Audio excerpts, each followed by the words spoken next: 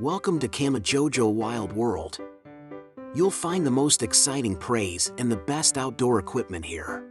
Only during the breeding season do male and female black bears interact. The breeding season starts in May and continues through the beginning of July, with most of the mating happening in June. During her brief estrus period, a female may mate with multiple males, and as a result, cubs from the same litter may have different biological fathers. Male and female bears may spend several days wooing each other before they finally mate.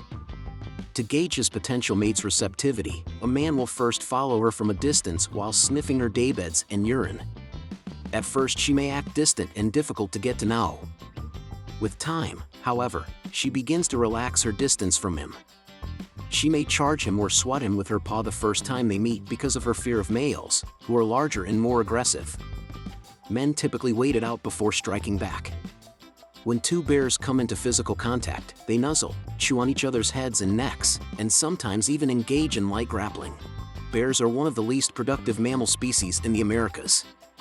In theory, in just 10 years, a male and female black bear born this year could have multiplied to 15 bears if they bred as soon as they reached sexual maturity and as frequently as possible, and if all of their offspring survived to do the same. The grizzly bear is even less productive than the black bear, with a population of only 8 expected to result from today's birth of 2 males and 2 females. In contrast, 2 white-tailed deer can have more than 1,400 offspring in just 10 years. Even though bears are typically solitary creatures, they will occasionally congregate during mating season.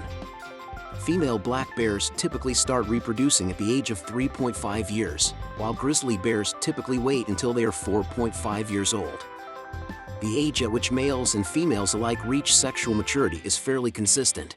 It's not uncommon for older, larger males to prevent younger, weaker males from reproducing, even though these younger males are capable of fathering a child as early as 3 or 4 years old.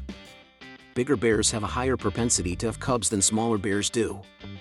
Female bears are just as likely to have multiple mates as males, and they are both promiscuous. Northern Minnesota black bears typically mate in the middle to latter part of May or early June. Until denning season begins, the fertilized eggs, known as blastocysts, cannot implant. The embryos will not attach to the uterine wall and develop into baby bears if the female does not gain enough weight and body fat over the summer and fall. Males typically have mating ranges of 15 to 20 miles. There are 7 to 15 female territories in each mating range. In some regions, there are both mothers and daughters of breeding age.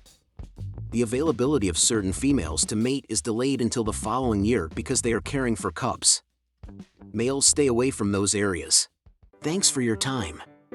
You can subscribe to us if you like what we do.